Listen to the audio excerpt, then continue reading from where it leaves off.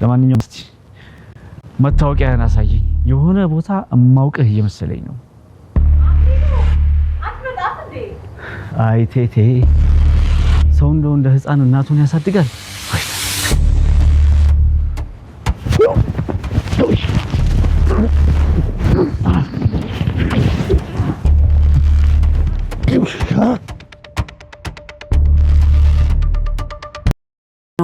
አንተ ልጅ አይ አትጥሪ አይምጣ። ቆይ ግን አረቄውን እሱ ነው እንዳምጥቶ የሰጠሽ? አዎ እሱ ነው። ግን ታዩ አፈሪ ብላ ህፃን እኮ ነው እንዳ። አዎ እና ቁልፍ አልያዝሽም? እኔማ ቢዝ ምን ችግር ነበር? ይዞት ሄደ እኮ ቁልፉን። እሺ ቴቴ ግን አንቺ ጥሩ እናት ነሽ። እኔ የምልሽ እንደው ዛሬ ስለዋራሽ ፈልጌ ነው። አክሊሉ እየተነጫነጨ ነው አስከፍቼው የመጣሁት። አይ ምንም የማወራሽ ነገር የለም። እኔ የምልሽ ምን ሆነሽ ነው እዚህ የተቀመጥሽው? የት ነው የተወለድሽው? የተወለድኩት አዲስ አበባ 6 ኪሎ አፍንጮ በር አካባቢ ነው። ቆይ እናት አባት የለሽም? ለአክሊሉ አትናገሪም አይደል ቴቴ? ምኑን? የምነግርሽን ነገር። መድብልና ሞገስ የመጨረሻ ውሳኔያቸውን ወሰኑ። እሱም እንግዲህ መድብል ጥበቃ ሆኖ ከአክሊሉ ቤት እንዲገባ ጠየቀው ለሞገስ መድብልን። ስለዚህ መድብል ደግሞ በዚህ ነገር ላይ ለመስማማት ብዙም አልተመቸውም ነበረ። ነገር ግን ሳይወድ በግዱ ሊስማማ ተገዷል። እንግዲህ ይህን ሊያደርጉበት የቻሉት ምክንያት ልጅቷን ሰገንን ከዛ ቤት ለማስወጣትና ማን እንደሆነች ምን እንደሆነች ምርመራ ለማድረግ ነው። ቢፈጅብህ 1 ቀን 2 ቀን ነው። ሂድና አይተህ ትመለሳለህ አለው ማለት ነው ሞገስ። እንግዲህ አክሊሉ ለመርዞ ጥበቃ እንደሚፈልግ በባለፈው ነግሮት ነበረ።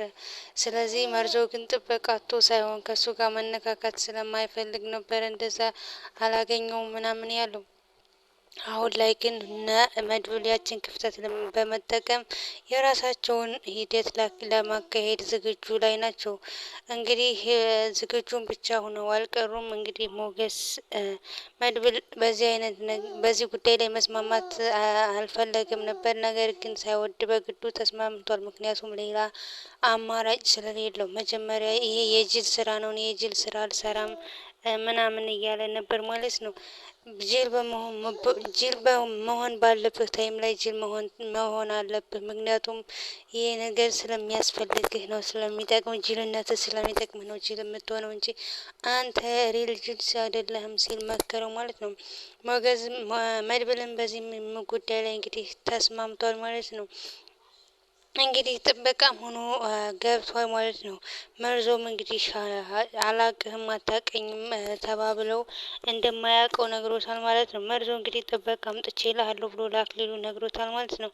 ትንኝ ራሱ ስትገባ የሚያይ ጥበቃ ነው ያመጣውልህ፣ በዚህ ምንም ዝር አይልም ብሎታል ማለት ነው። እንግዲህ ለመርዞ ጉዳዩን አላስረዱትም። እንደዚህ ነው ብለው ቢነግሩት እሱ እንኳን እንደዚህ ብለው ቢነግረውት አይደለም ይቅርና አልስማማም ብሎ ነበር ማለት ነው። እንግዲህ መርዞም የተስማማበት ጉዳይ እንግዲህ ጥበቃ አግኝቼልሃለሁ ብሎ የለፈለፈው በቀደም ዳጣን ታውቃታለህ? ዳጣ የምትባል ሴት ታውቃታለህ ወይ ሲለው አዋቃታለሁ ብሎ ነበር አምልጦት። ስለዚህ ነገሩ ግራ ሲገባው ችግር ውስጥ የሚከተት አይነት ስለሆነ ምክንያቱም አክሊሉ መጥፎ ሰው እንደሆነ ስላወቀ እንግዲህ የት ነው የምታውቃት ምናምን ብሎ አፋጦ ሲጠይቀው ካየዋት ቆይቻለሁ፣ አውቃት ነበረ፣ ስጋ ቤት ነው ማውቃት ብሎ ነገረው ማለት ነው።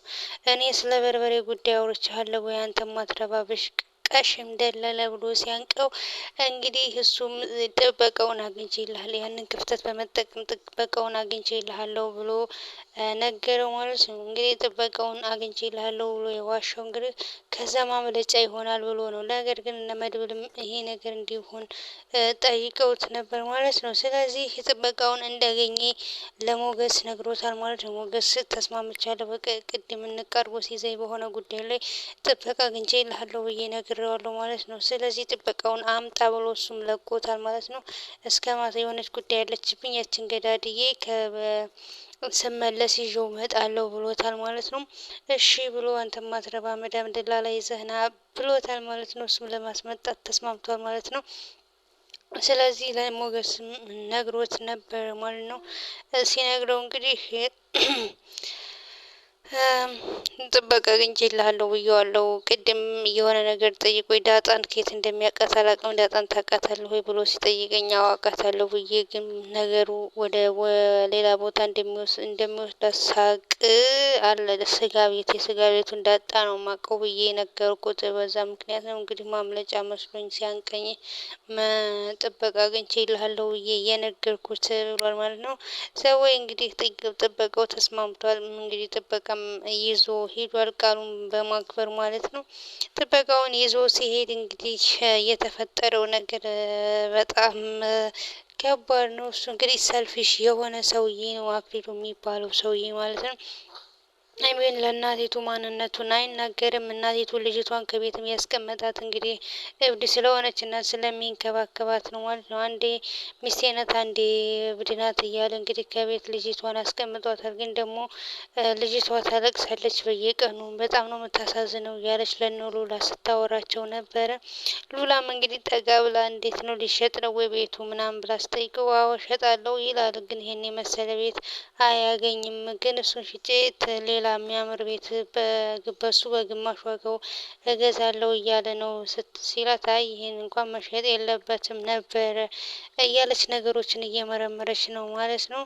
እንግዲህ ሉላ መድብል ሲወጣ አይቼዋለሁ ስትላት እናቲቱ ደንግጣ ነበር ማለት ነው። ልጁ ሞገስ ሳየው አክሊሉ ሳየው እንዴ ሲወጣ ስትላት፣ አይ አላየውም፣ እሱስ በስልክ የሆነ ጭቅጭቅ ላይ ነው፣ የሆነ ጭቅጭቅ ይዟል፣ ልጅቱን እንደዚህ አስቀምጦ እንትን ይላታል ያሰቃያታል፣ ለምን እንደማይለቃት እኔ አላቅም ስትለው እያለቻት ነበር። እሱን እንግዲህ አክሊሉን መጠየቅ ራሱን መጠየቅ ነው ምናምን ብላ ሉላም ዘጋችው ማለት ነው።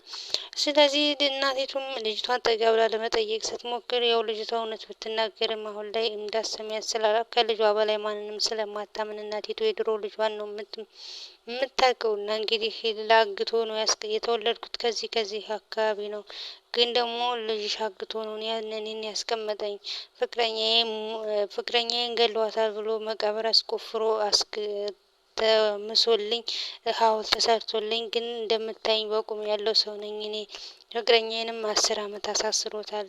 እሷ ገድሏል ብሎ እሷን ገድሏል ብሎ አለችው። እንግዲህ አረቂውን የሚሰጠኝ እሱ ነው ስትላት እናቲቱ አፈር በበላው በሞትኩት እያለች እያዘነችላት ነበር። ግን ይህን ነገር ስነግራት አንቺ ድሮ መብድ ነሽ፣ ልጆ ነግሮ የነበር እሱን አልሰማ ብዬ ነው እንጂ አለቻት ማለት ነው። እንግዲህ ያንን የነገረቻት ሚስጥር ለልጅሽ እንደትናገሪ ስትላት እኔማ ነግረዋለሁ ከሱ የምደብቀው ነገር የለኝም እያለቻት ነበረ ማለት ነው። እኔ ላጫውትሽ ብዬ ነው እንጂ እንደዚህ የመጣሁት ያው ምክንያቱም እናቲቱ ያሉት ነገሮች ግራ እያጋቧት ይገኛሉ። እንግዲህ ያው እሱም በእናቲቱ ጉዳይ እንግዲህ የምትሄጂበት ቀን መቼ ነው ሁሉ እስከ ማለት ድረስ ደርሶ ነበር። ምክንያቱም ነገሮችን ልታበላሽብኝ እያበላሸችብኝ ነው ብሎ እያሰበ ነው። እንግዲህ ሰገን በባለፈው ክፍል የት ነው ያስቀመጥሽው ቁልፉን ስትባል፣ ማን ነው ስልክሽን ማን ነው የሰጠሽ ምናምን ስትባል እንግዲህ እየዘዋረቀች ነበር። ሞገስንም ለመጥቀስ ሞክረ ነበር። ተከራዩ እንደዚህ ባዩ እንደዚህ ስትነበር አትቀባት እናትህ እና የድሮ ፍቅረኛ እያለች ነበር።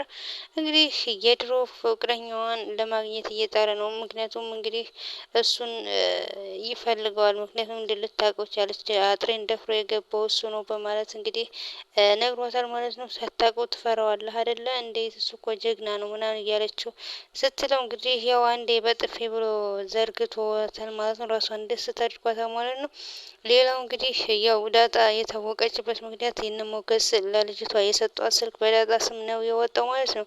የዳጣ ስም እንግዲህ የአባቷ ስም ማን ነው ብሎ ሲጠይቀው ነው እንግዲህ መርዞ በዛ ሁኔታ ላይ መድብል ደላላ አሚን ጥበቃ እንዲሆን የተናገረው ማለት ነው። ጥበቃ አግኝቼልሃለሁ ያለው ማለት ነው። ስለዚህ ዳጣ የምትባለውን ሴት እንግዲህ አሁን እየፈለገ ነው። ለሞገስም እንደዚህ ብሎ ሲነግረው በጣም ነው የደነገጠው። ሲሙ በዳጣ ስም እንደወጣ አስታውሷል ማለት ነው። ሞገስም እንግዲህ ዳጣን እዳ ውስጥ ሊከቷት እንዳይሆን ብቻ እያለን ነበረ። እንግዲህ የተደወለበትንም ስም እንግዲህ ሲም ካርድ እሷ የደወለችበትንም ሲም ካርድ ማጣራቱ አይቀርም። በዛን ታይም እንግዲህ ሞገስ ካልፈጠነ ሞገስ ስልክ መሆኑን ሲያቅ በጣም ነው እንትን የሚለው። እንግዲህ መድብል ተስማምተዋል። በ1 ሺህ ብር ደሞዝ አትክልተኛም ለመሆን ምናምን ቤት እንዲያድርም ጠይቆታል ማለት ነው። እሺ አሳድራለሁ ለ1 ሳምንት ምናምን ብሎታል ማለት ነው። ግን ከዚች በር ዝር እንዳትል፣ ወደ ውስጥ መግባት አይቻልም፣ ምግብ ከውጭ ነው የምትገዛው ምናምን ብሎታል ማለት ነው። እንግዲህ መድብልም ሳይወድ በግዱ የጅልነት ገጸ ባህሪን ተላብሶ እየሰራ ነው ማለት ነው። ምክንያቱም ለፍቅሩ ሲል ነው። በቀጣይ ምን ይፈጠራል? መድብል አንቆታል ትዕግስቱን